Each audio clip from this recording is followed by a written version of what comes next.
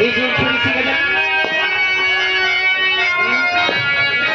क्या बात है, वाह वाह वाह, क्या बात है। निगाहें मिलाते बदल जाने वाले, निगाहें मिलाते बदल जाने वाले, हमें तुमसे कोई